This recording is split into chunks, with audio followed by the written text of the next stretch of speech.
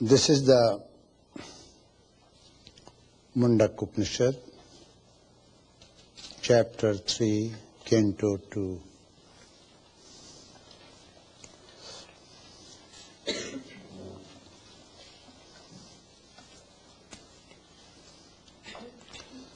Knowers of the Supreme Brahman,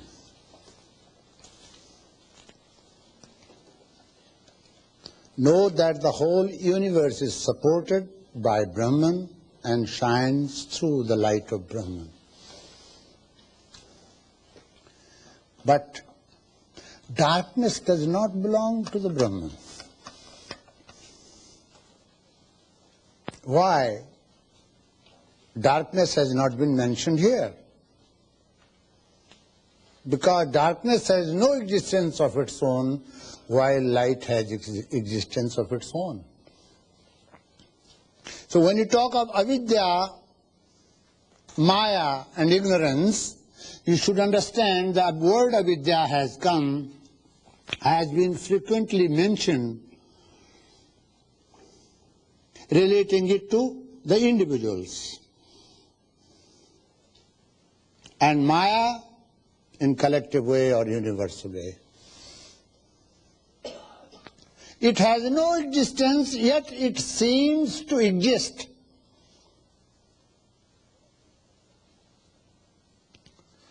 Exactly like darkness. Darkness has no existence of its own. Absence of light means darkness. But if you are with the light all the time, will you be ever in darkness? No. No. Who created this avidya? Avidya has been created by individual's ignorance. Maya has been created by the Brahman. But Brahman is not ignorant. This is the difference. Individual is ignorant, he suffers, while Brahman uses maya for manifestation. You are using that same power as avidya for manifestation, but you are called ignorant because you get entangled in that manifestation of yours. What is your manifestation? Your actions, your speech, all the actions, including thinking, including desiring. In this canto, you will find little bit deeper teachings, so you should be prepared and with one point in mind. Otherwise, you know what will you understand? When I asked one of the Mohammedans, I said, do you read namaz? Do you attend your prayers punctually 5 times a day? He said, no, it is not necessary. He said, why? I said, why? He said, it is written in the Quran. It is written in the Quran, don't read namaz. Don't do prayers. I said, where is it written? He brought the books, immediately showed me and then folded it again. I said, read ahead. It was written when you are not purified. When you are not clean, don't read namaz. So is the case with you people. If you are not properly attentive, you hear a little bit and then you don't. Then there is another word that has come.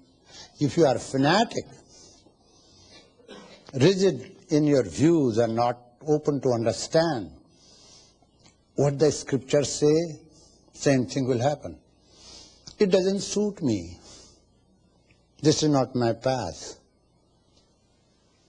Knowledge has no ideology. No. Science has no ideology. It belongs to all. External knowledge. Philosophy and knowledge of Brahman has no particular ideology attached to any particular group, clan, dharma. Knowledge is knowledge. Light is light. Darkness is darkness. Darkness means absence of light. Knowers of the Supreme Brahman, sages, they are called seers. And there are categories of sages also. As in the word yoga, if you are practicing yoga, you are called yogi. If you have attained, you are called yogi. But look at the difference. Those who have practiced already and have accomplished, and those who are still practicing. The knowers of the Brahman, absolute truth, know that this whole universe, the universe of phenomenon, the universe of name and form, all that we see in the external world, entire universe with sun, moon, stars, and earth, supported by the Brahman. If it is not supported by the Brahman, the very basis of this is Brahman. It means there is order also. We see in human body, which is miniature universe for analysis. So you all are scientists. You are trying to analyze the whole universe by understanding your own individual self. In human body, we see all the tattvas, all the elements as we see in the universe. You see. To understand the mysteries of the universe, you will have to understand the mysteries of individual self. The knowers say the whole universe, including human being, creatures, earth, fire, water, air, space, all that you can imagine, see and understand, supported by the Brahman, that absolute truth which is not subject to change, death, decay and decomposition. That's the point. And shines through the light of Brahman. This light of the lamp has no use if I do not allow my light to see what light it is. To say, see light, how do I know what type of light it is? Light of sun, moon, star, light of what? Light of lamp. This is not light of sun, this is not light of moon, this is not light of star, this is light of lamp. How do I know this? The light through which I see, that light is not dumb light that we are receiving from it. That light contains knowledge. So when we are talking, this whole universe shining through that light means all the knowledge that we have today, even through our mind, senses, that comes from the same source, Brahman, source of consciousness within. Now, there is a hint here. Those who remove all worldly desires and worship Purusha, it's a knowledge that God is everywhere. This is knowledge. How are you being benefited by this knowledge? Now, you will be benefited the moment your teacher makes you aware, if God is everywhere, He should be within you.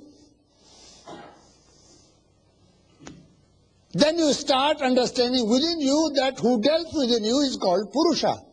Pur means city, Sah means sleeping. In the city of life, there sleeps, silently sleeping in the depths, in the deep recesses, in the inner chamber of your being, that Atman, and he is called Purusha.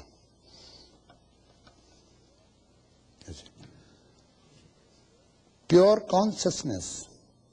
It's the same, that which is everywhere. Now you will say how it is possible that majesty who is omnipresent, omniscient and omnipotent is in such a small body? The question might come. That's why I say great majesty, because it lives everywhere. Anor aniyan mahito mahiyan. In the biggest and in the smallest, he exists everywhere. No existence is valid. No, it is not possible for anything to exist without his existence. One who knows this transcends the cycle of birth and death. This coming and going should be transcended. What is the proof that there is rebirth? It's a proof. The word rebirth in Sanskrit is called janma. Jani pradurvave, that which has come forward. You have come forward from your home, town. Your very presence shows that you have come from somewhere. This is birth. Your very presence will show that you will be going somewhere else. And again repairing is called rebirth. But those who are wise are sick of these births and rebirths. A round of births and rebirths. Now, you say that you don't believe in rebirth.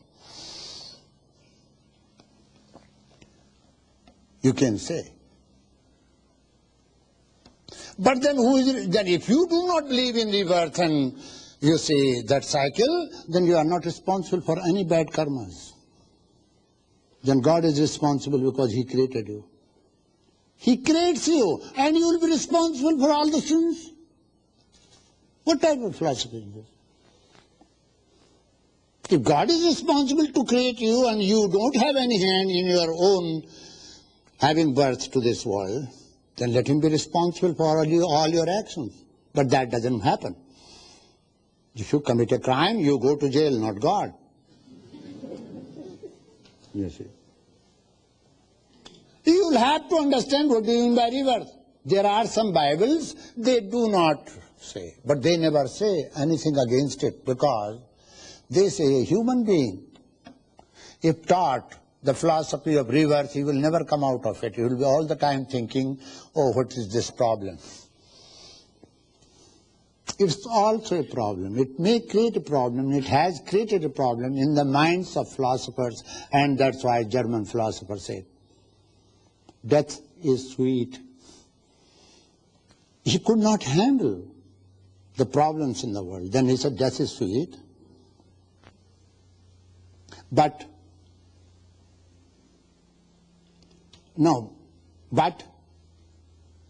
birth is bitter. And worse, that you come back again to this world, come back and die. This is called pessimism. I say something.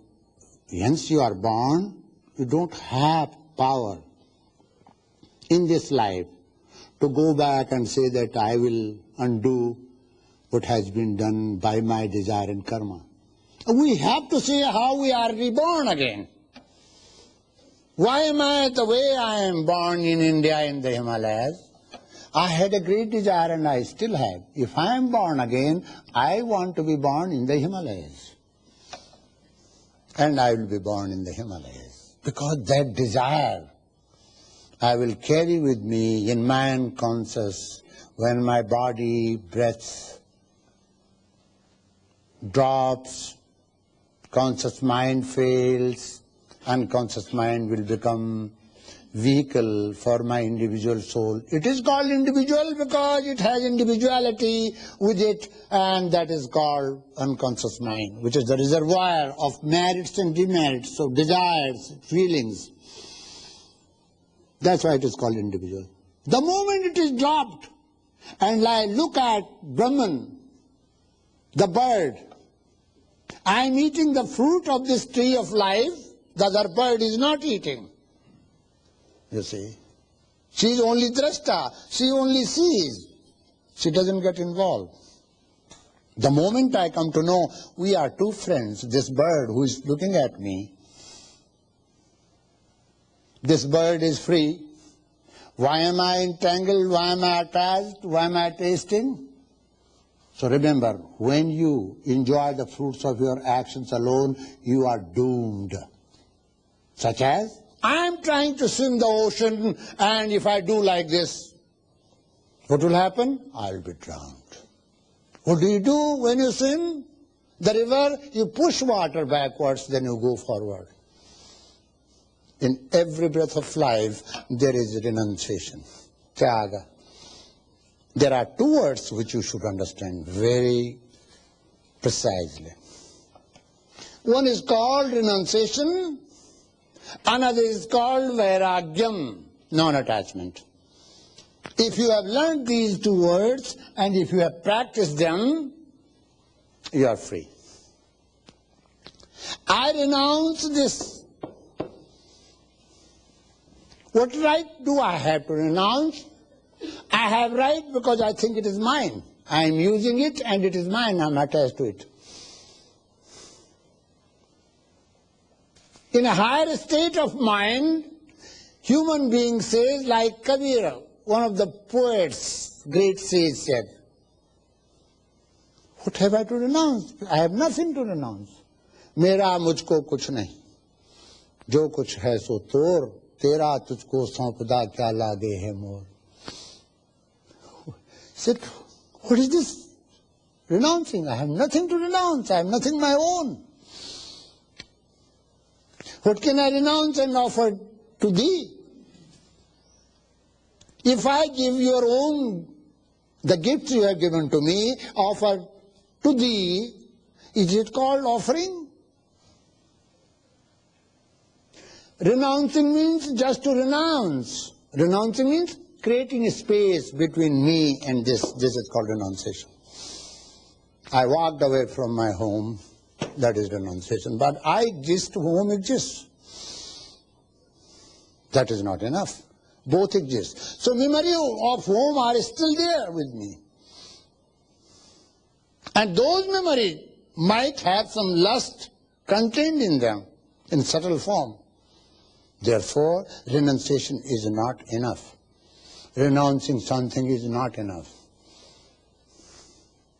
What you need? You need vairagyam, non-attachment.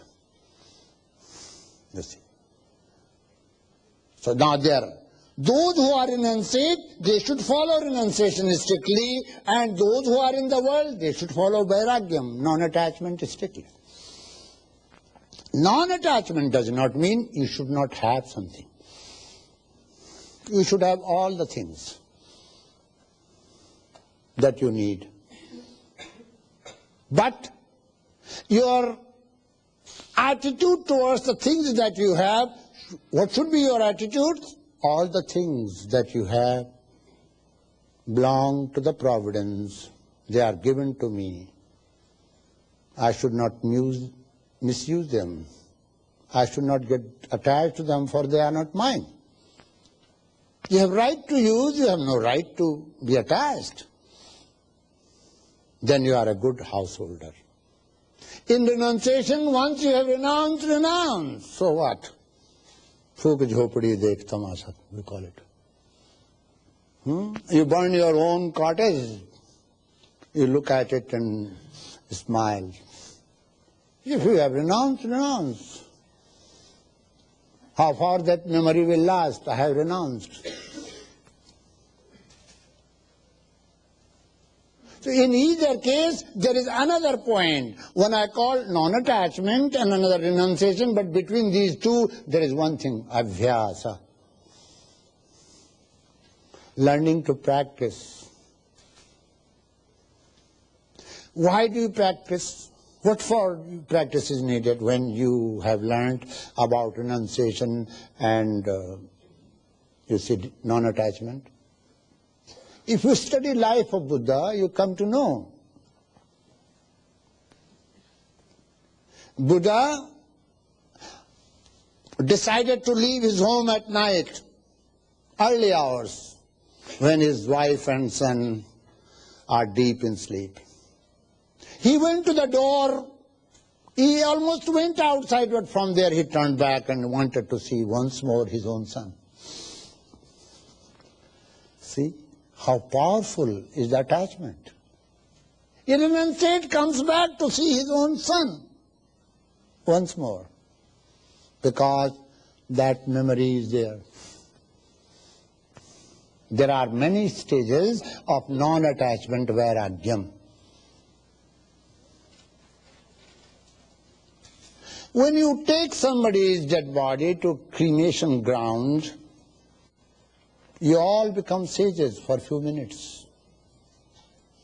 And then you start realizing what life is. Look at, same thing is going to happen to us. Here is our friend whom we loved so much, who used to talk to us, who used to help us, who was one with us, who used to smile, drink with us. Today we are burying that person, cremating that person.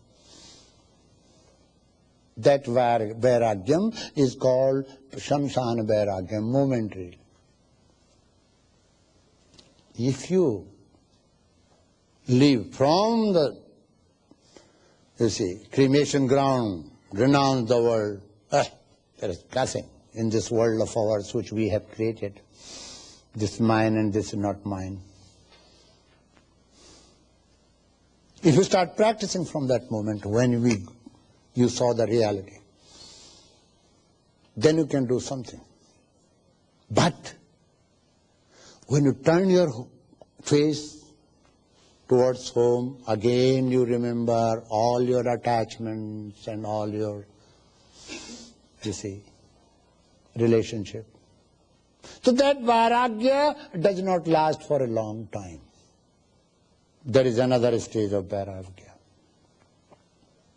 Living in the world, you have analyzed the nature of the things with which you live. Amidst all these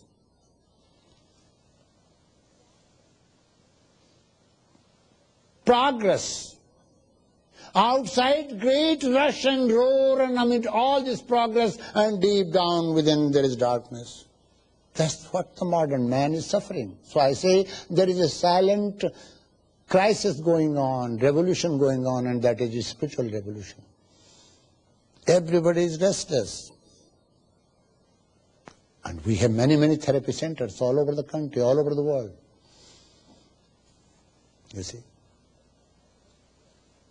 Those therapy centers are not going to help unless they realize that which is lost here will be found here, not the outside where we are searching. So unless you find the reason of restlessness within yourself, you will be not at peace.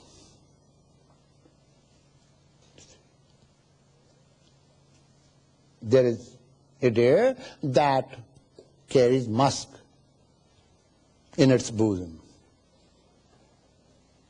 She gets that fragrance of the musk and roams around in search of the musk.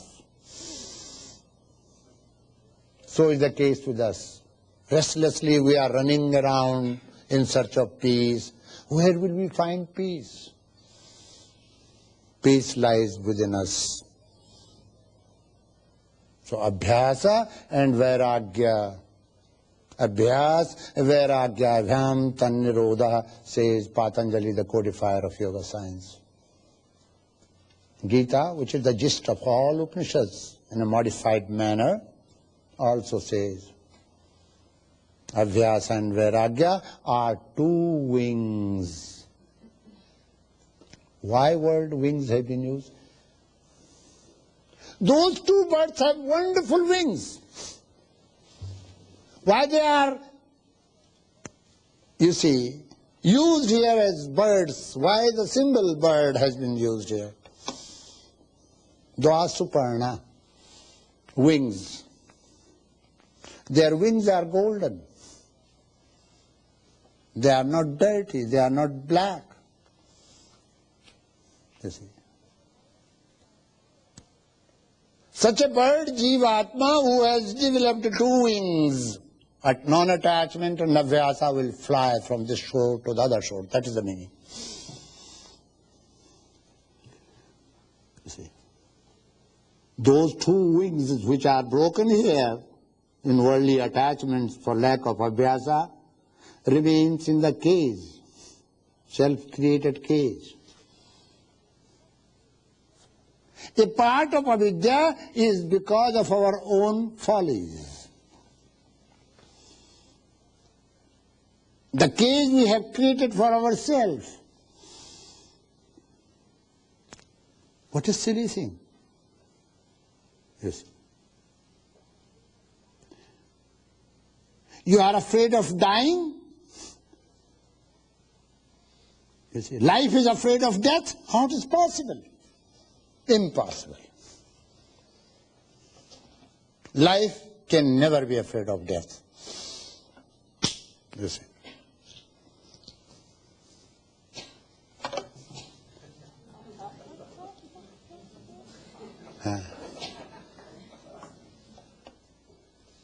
Darkness is afraid of light? How it is possible? Ignorant human being is afraid of attainment? How it is possible? But your habit patterns, your deep-rooted habits lead you to that stage. You can be free from the cycle of birth and death. Because knowers of the Supreme Brahman, their experience which they are imparting with you, say that. By contrast, those who do not renounce all desires. All desires means the desires which are obstacles on the way. If you eat food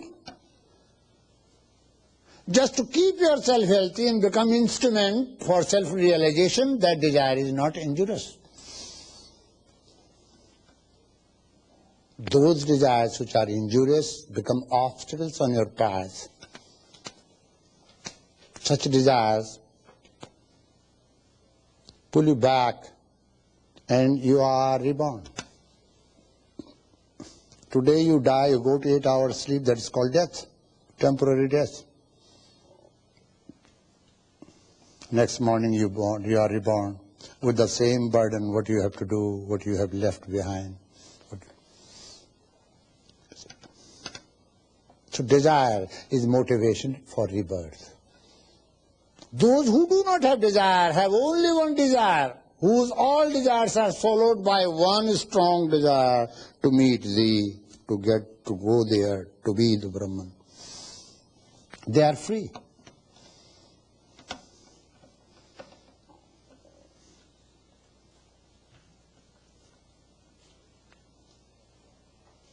And those who are tossed by the desires,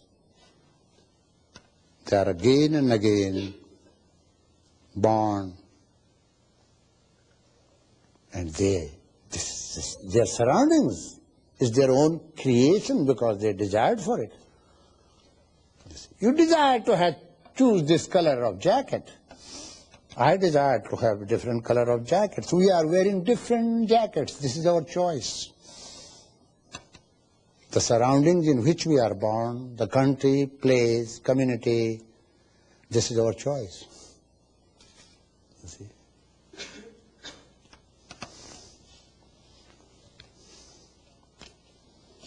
But those who are established in the self,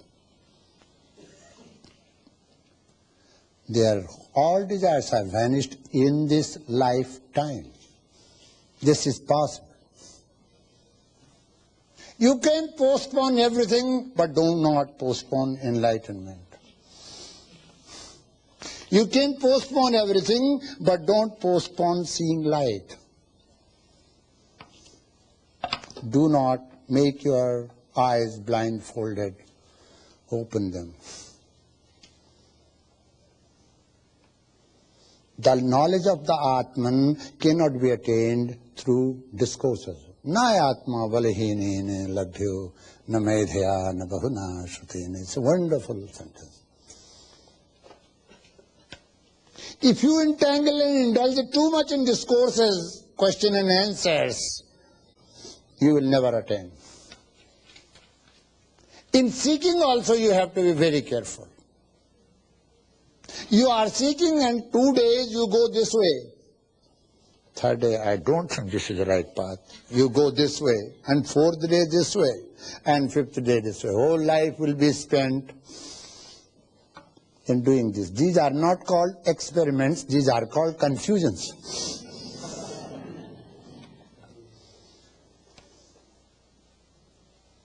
Knowledge of Atman cannot be attained through discourses. Intellectual analysis. Intellectual analysis is very good for worldly prosperity.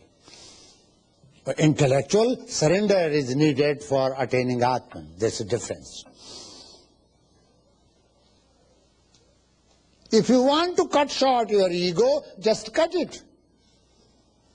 You see? Polishing your ego, you will be called a good person. But you will be not called knower of the Brahman. If you know how to use your ego or polish it rightly, you will be called a civilized person. You will be successful with the help of that ego and that intellect which functions you attaining worldly prosperity. This Atman cannot be attained by those who lack inner strength. That's one other thing. Even external strength. Veer Bhogya Vasundhara, who enjoys the things of the world. One who is strong. A person without having strength cannot enjoy anything. I have seen. New York is full of those, they have everything in abundance, but they don't have strength within. You see. What a poverty. They are the poorest people of our society. Those who have all the means of enjoyment but no strength. Here relating to Atman, it is again and again said, Naya Atma balahine labhyo. Atma can never be attained by coward or by that who is weak. He will have to be strong. Strong from within. Strong from outside, appointing 20 guards. Having a big lock. Locks after locks. Not sleeping well, somebody might rob you. Not walking alone, because you are a rich person, somebody comes to know, will shoot you. All the time you are controlled by the fears created by your own mind. As case of Atma is concerned, Atma cannot be attained through discourses, intellectual analysis, or even extensive study. I tell you, there was one Swamiji, his name was Nirvanji in our monastery. He was literally my guardian. He was appointed on me. He did not know a word of English. And a child, 7 or 8 years of age. So he was all the time after me saying, come on, read it. I said, you don't understand English. If I speak anything, how will you know? At least you will be reading something. I said, I read quite. No, you have to say something. So one day, I was angry, so I said, Nirvanji, you are a stupid fool, and I made up some 20 bad names for him, and I started speaking. So there was another Swami who knew English. He came, he said, do you know what he said? He is giving you bad names.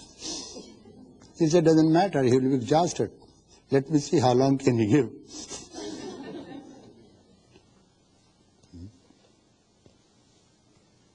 So, he was there. One day we were discussing on the Upanishads. This man, for 70 years, heard the wisdom of the Upanishads, but did not know how to sign. We could not solve the problem. He came and said, it is easy, and he told us this is like this. Because he heard all the Upanishads. He was like walking encyclopedia of Vedic literature and philosophy. So knowledgeable. Never read in any university, in any school. Here, it is a solace for those who do not have big degrees. It is not necessary for you to be a degree holder if you want to attain Atma. That's the point. It is not necessary for you to have extensive study of the scriptures, then you will attain Atma. Who? But only to those who it chooses does Atman unfold itself. One wonderful point here. Why anyone should choose you? Why Lord God, omnipresent, omniscient, absolute truth, should choose you, a junk? Nobody goes, a diamond cutter never goes to junkyard and picks up the junk and just tries to. Why should you be called chosen? It means you have those qualities.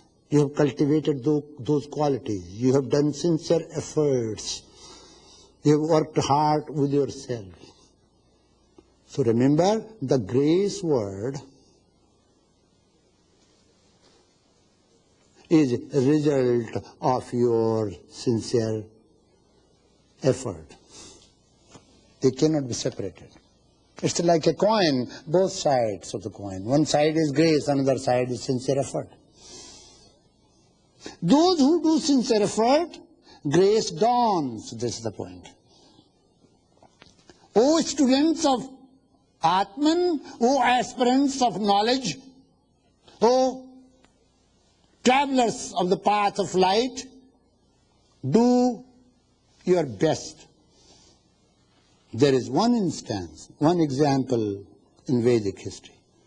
There is one rishi, once here, who started crying once. He reached there, but there he found a keyless door. The door was there was no key for it. See, he said, I worked hard. I reached I opened the door and he's there, and I will be one. She started crying, helplessly. When do you cry and say, God? When you see all your resources are exhausted, when no one in the world can help you, and say, God, help me. At that stage, when you have used all your resources, all your means, and yet you are not there, then you cry with all your heart. The door opens for you. That is called grace. You see. But if you say, become lazy, sitting, I don't have to do anything, let God give me His grace. Laziness, inertia, sloth is considered to be a sin according to a school of Buddhism, a school of meditation. No religion says be immersed in the sloth, be lazy, be inert, and you will reach there. Yeah. So we will explain what that sin means in future.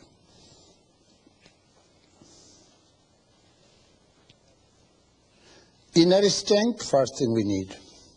Sincerity, second thing. Tapas, learning to direct the energy or knowledge we need. Dispassion means compassion. Dispassion means compassion. Compassion towards the things of the world, that they all belong to the Lord. They are not mine. You see. Not complete retirement. You see. Learning to understand right attitude towards the things, the objects and relationship in the world.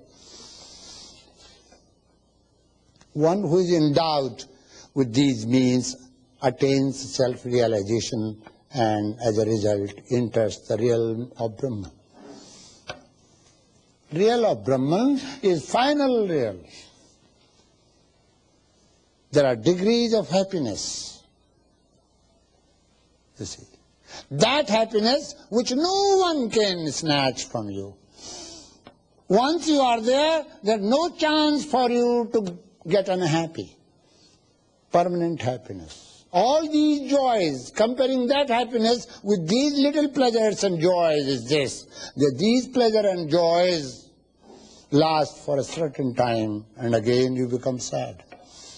But once you have attained the kingdom of Brahman, Atman, then you are free, you will be never sad. Tattva ka sukha ka moha ekatvam manupashyata, the Upanishad says. For such people, where is sorrow? Where is attachment? Because they have become one with the Absolute. You see. They are happy wherever they are. If they are here, they are happy, liberated. If they go there, they are liberated. How? Imagine a jar filled with water, like you. Put inside the ocean. And when jar breaks, what happens to that jar? That becomes ocean.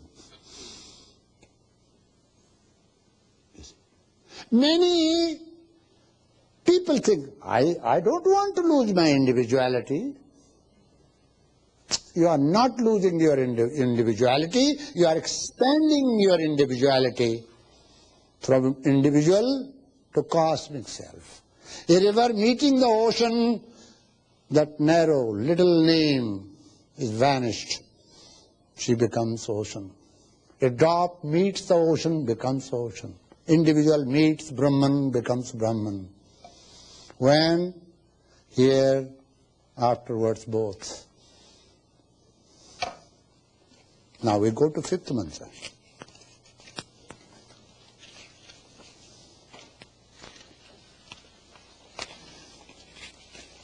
Upon attaining this, seers become content in their wisdom. On the path of wisdom and light, there is no contentment, and there should not be, unless you have reached.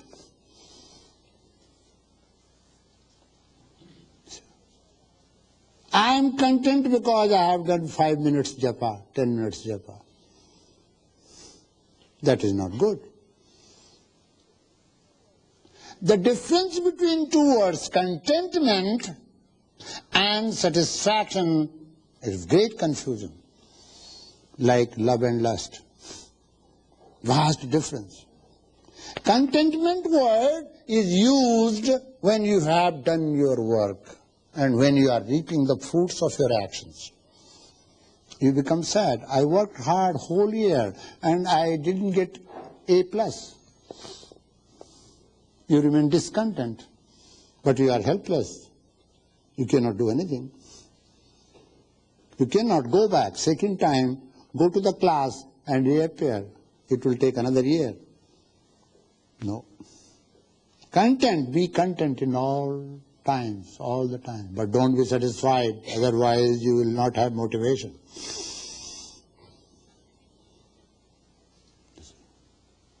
Arjuna means one who makes sincere efforts. Krishna was a great teacher who was leading Arjuna. You see.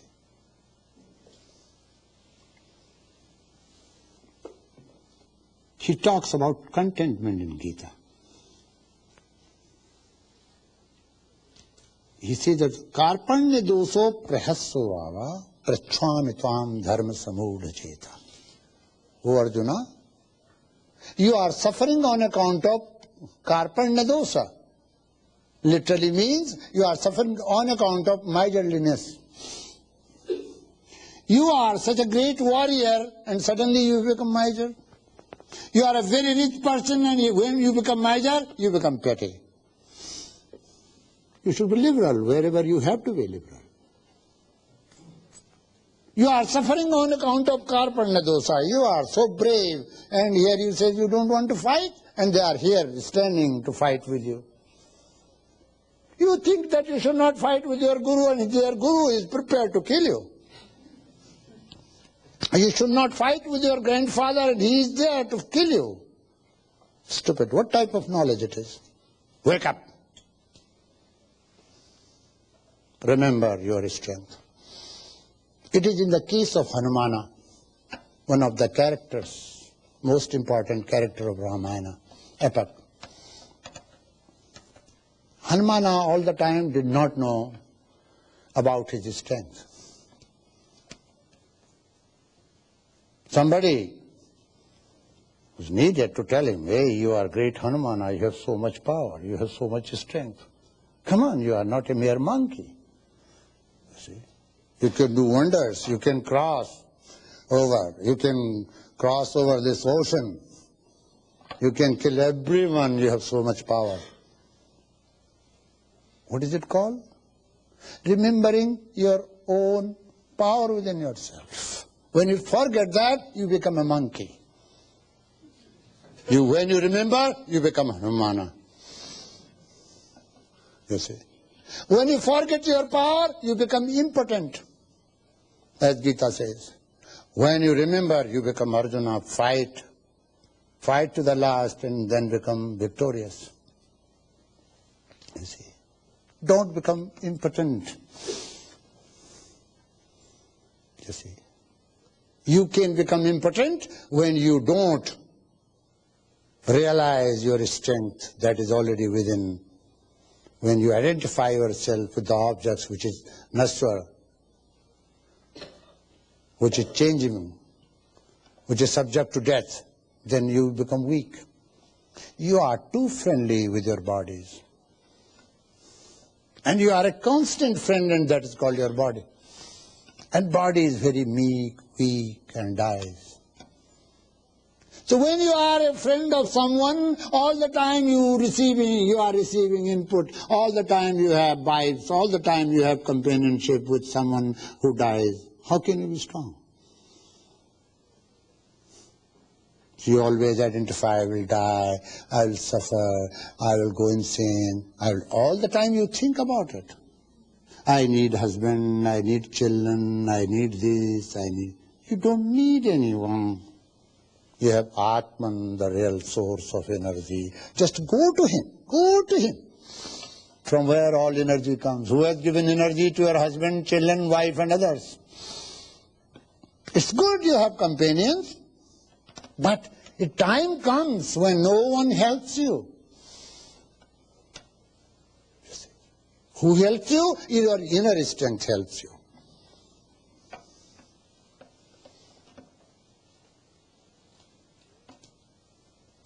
Those who are content in their wisdom, established in Atman, free from attachment and desire, and are fully at peace. What is the way of peace? There, Upanishad, Wisdom of Upanishad says, peace cannot be given by your Guru, Swami, no matter how great is he. Peace will be not given by God, because this is not his work. He has created you, he has given you intelligence, he cannot give you peace. Let him come down and say, here Swami Rama, there is peace, it will not help. Peace will come to you, free from attachment and desire. If you are not attached to anything and you are doing your duty, you will have peace. Yes. And desire. If you do not have desire, useless desires that toss you around, you will have peace. The more your mind is scattered, the more you have many desires to fulfill, the more you have many attachments, the more you land into something, you see, which creates a whirlpool for you, never allows you to be peace. Oh Lord, give me peace is a bad prayer. What do you say? Oh Lord, give me strength is the right prayer. You need inner strength. For inner strength, you go to the innermost within you. You become aware that the innermost within you, there is light, there is source, there is consciousness, and you become aware of that. You draw that Shakti from there.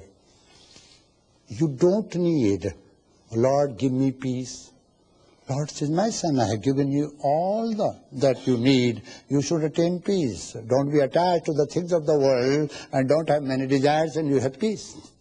Peace is a product of not having many desires, not having many attachments. You should love your wife, love very sincerely. One point in mind, you should be very honest, but you should not be attached to her. If you are attached to her, it means you are selfish. Then it means you are not lover. You see? How a selfish person can love? You see? So love is different from that. The realized souls enter the real realm of Brahman. Those who attain the final precise wisdom expounded in Vedanta. Vedanta and Upanishads are one and the same. Vedanta, the finest teachings of the Vedas. The latter part of the Vedas, the best part of the Vedas is called Vedanta. And who, by the following of the path of renunciation, have purified their minds, attain freedom from all bondages, and after casting off the body, go the realm of Brahman, the realm of highest immortality. This particular verse is meant for the renunciates. The renunciates who have renounced, they should not even have the stains of lust, attachment towards things of the world.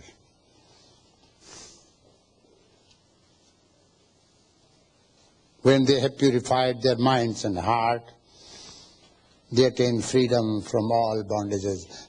It means there are many bondages. Bondage of karma, bondage from fears, bondage from avidya, bondage from maya. There are series of bondages. They are free from all bondages. And they attain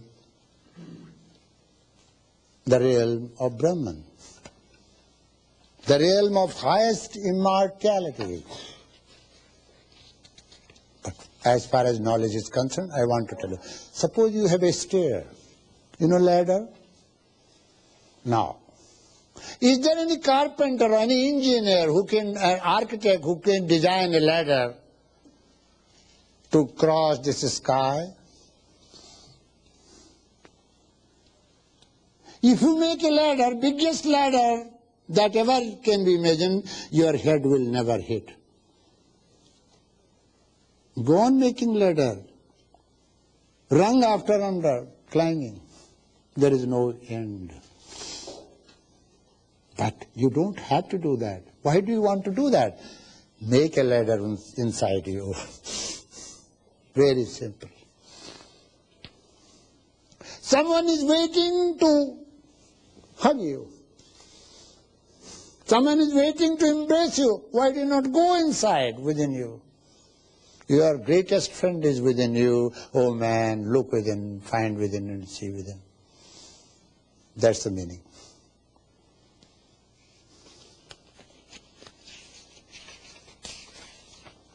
Now, something important comes. The seven. What is this big fun that you have to come to hear a Swami spend so much money in 1 week in Pocono?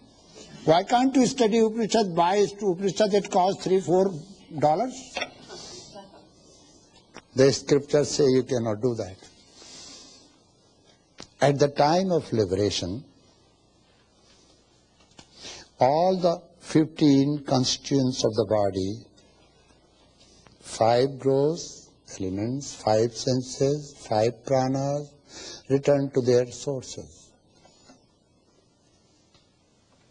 You see, if teacher is not there, who will explain this to you?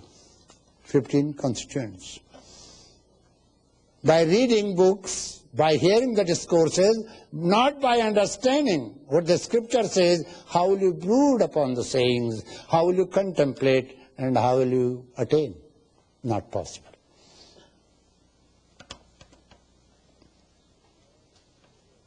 All previous karmas, intellectual knowledge, and the individual soul all become one with the absolute Brahman once you understand. This is not a theory of filtration. You are filtering one by one. No. Dissolution. You are offering one by one everything. How? What are those 15? You can write down. They are not mentioned here. Only Prashnopanishad mentions it.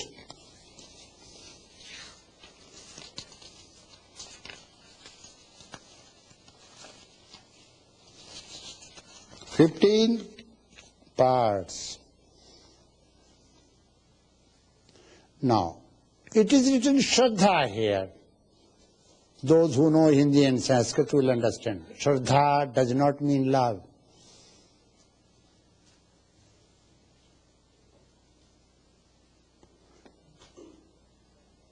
Faith does not mean mere faith.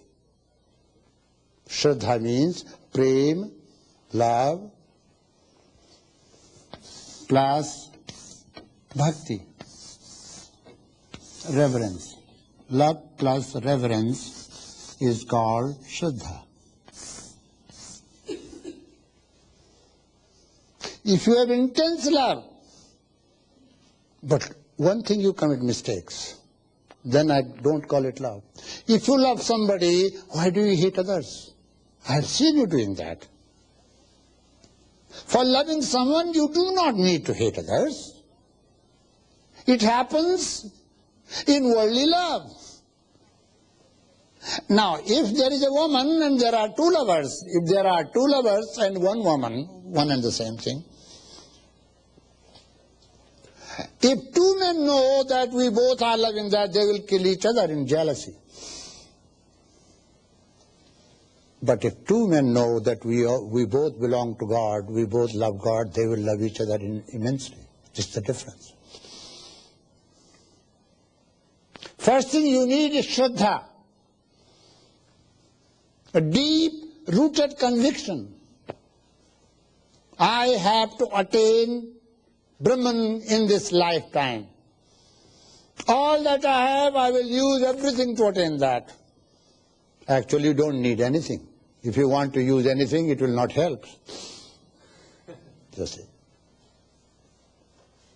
So, what you need first? Shraddha, that intense love, which is deeply mingled with love and reverence both. One of the Persian poets says, "Muhabbat ke karane mein adab pehla karana hai."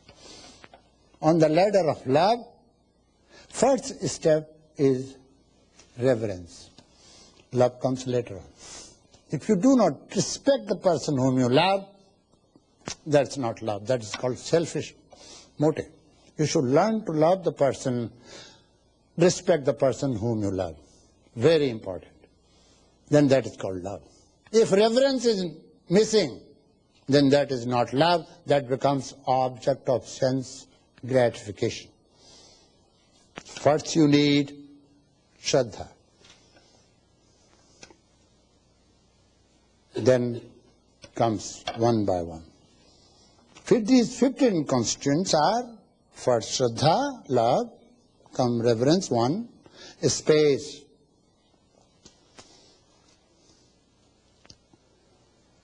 Air, Vayu, fire, water.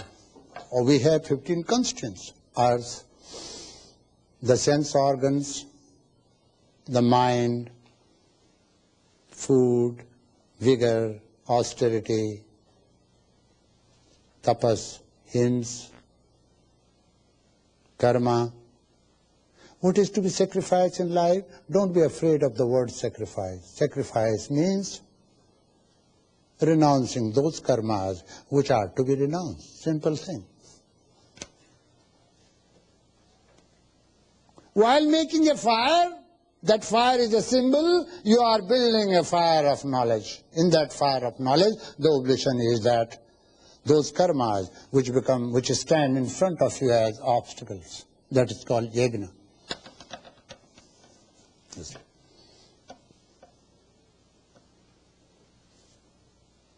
The worlds and the Nam, they with prana constitute the Purusha or man. This, we are talking of human body. Anything that has created, that has built this human body, there are mostly 15 constituents. Those 15 constituents, why after departure, what happens to them? Where do they go? It is explained here. At the time of liberation, all the 15 constituents of the body, they go to their original sources. Earth goes to earth. What happens to you when you're carrying a jar full of water, when you just break it? What happens to the water? Water goes to water, space goes to space, air goes to sphere. You see, all the constituents go to their original tattvas. You see, nothing happens, nothing is lost. It means when you die, nothing is dead actually. Death means a change. That means habit of body. Deep-rooted habit. As you cannot control your own habit, death. Body cannot control the habit called death. But the yogis who know how to control their bodies can control death, because the habit of body is death. They can do it. All the elements go to their original elements from where they have come.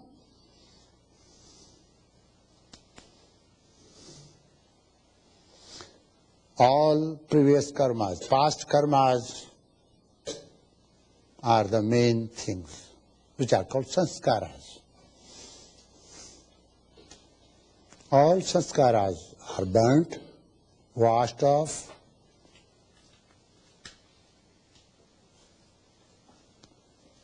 and the individual soul all become one with the Absolute.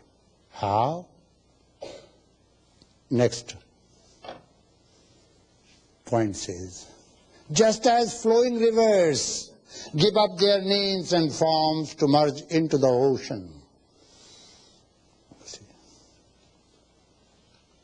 As you see, highest of all yogas is yoga of surrender, self-surrender. Knowledge through self-surrender. Liberation through self-surrender. That which we consider ourselves is ours. Let us surrender that to the mighty self. The finest of ourself is there. We are not giving it to somebody else. Let us give that to the finest of the self instead of giving it to the external self. At present we are offering things to the gross self. Let us give all that to the subtlest self. That's the point. You are not giving anything to the outsiders, so this is not called giving. You are giving it to your innermost self, Atman, surrendering it in front of Atman, not in front of ego, not in front of jiva, not in front of senses. Surrender all that you have, including your body, all 15 constituents, to your Atman. That is called self-surrender. Self-surrender is the easiest way for attainment. That's the point. As the rivers surrender their names and forms by meeting the ocean and become ocean, so human being, individuals, you become Brahman. Once you meet the Brahman, and through knowledge alone you can do it. In knowledge is included bhakti.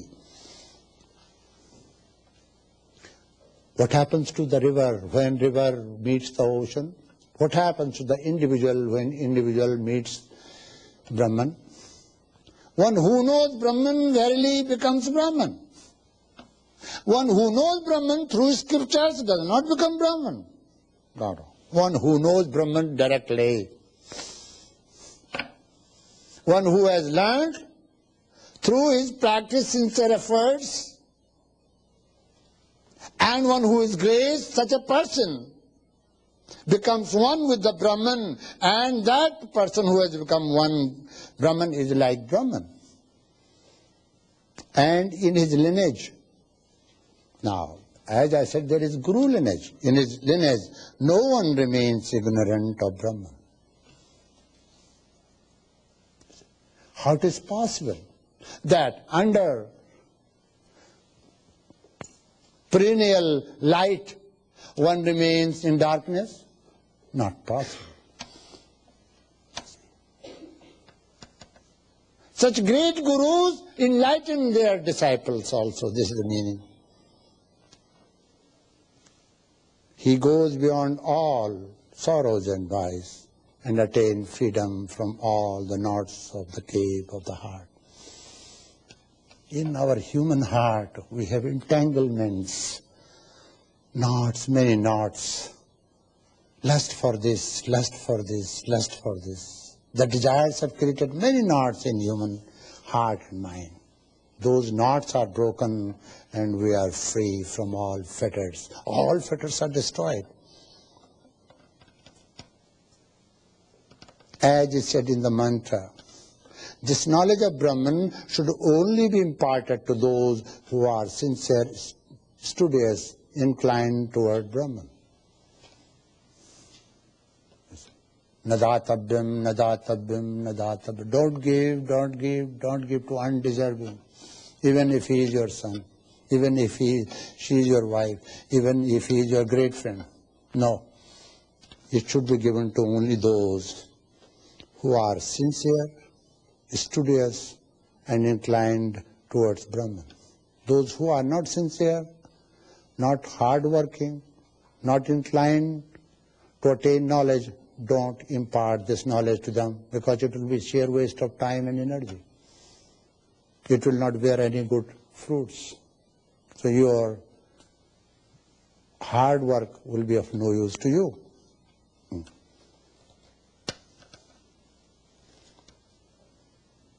Self-disciplined. You don't need anyone to impose discipline on you.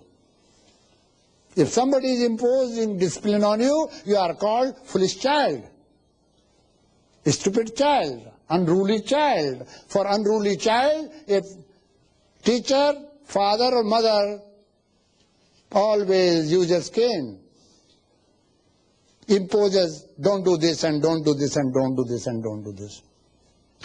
Or do this and do this and do this. You say, no, you do not need that. Who is inclined towards Brahman, self-disciplined, one who finds delight in disciplining themselves, they are called self-disciplined.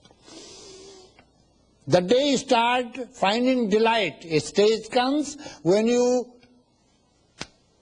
start following the path of light, and then you have to discipline yourself. Discipline means gathering together yourself, all your means, all your power, all your vigor, all your might. The day you find delight in discipline, that will be a great day in your life. And then slowly that discipline will give you such a vigor, such a strength which you will not find elsewhere. That Shakti is great. Physical power, very little. Mental is greater than that. But Atma, the power, is spiritual power, is the greatest. Meek and weak people, physically, had great spiritual power. You see. There was one sage in Japan, when Mongols attacked Japan, Japan was not capable to raise its force and stand. The forces, they did not have enough military power during that day.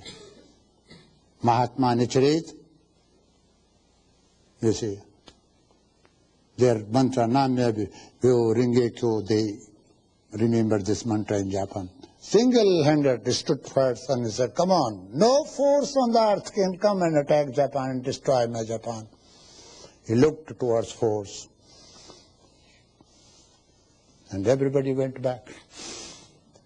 Highest of all the powers is power of Atman, who is the very basis and foundation of this universe.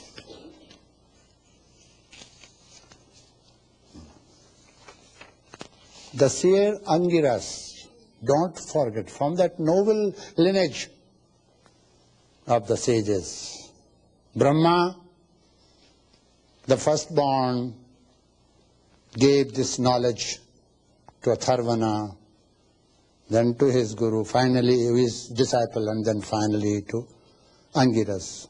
The same Angiras explained this truth in ancient times.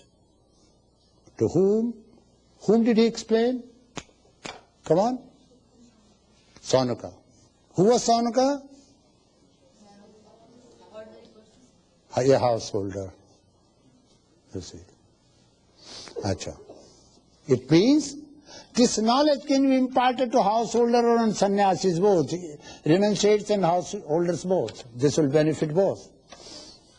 A person who has fulfilled his vows may study this Upanishad. Who is determined to walk on the path of light, certainly it will benefit. One who are renunciate, certainly it will benefit. Homage to the great sages, homage to the great sages, homage to the great sages. Homage to those who have first given knowledge of the herbs to the doctors today.